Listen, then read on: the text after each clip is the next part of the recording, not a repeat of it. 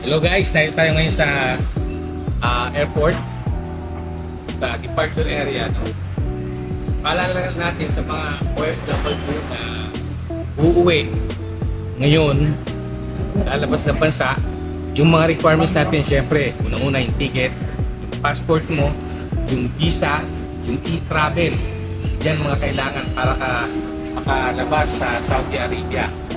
Pero tandaan nyo, may bagong ruling ngayon sa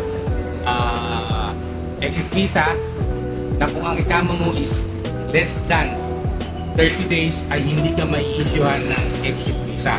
So kailangan mo munang mag-renew ng iyong ikama para ma-issuehan ka ng exit visa.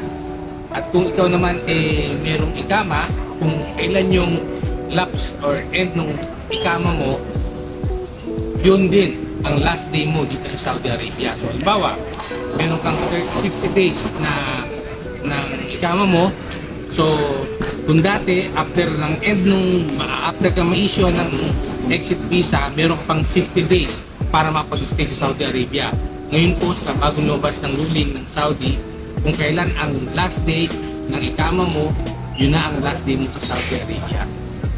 Okay, so sa mga buwi sa Pilipinas, huwag niyong kalimutang bumili ng maletang ito for only 199 Saudi Riyal. Meron ka ng tatlong magandang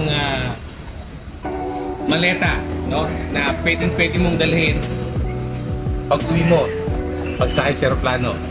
Meron kayong tanong, mag-message lang kayo sa baba ng video nito. See you! Bye!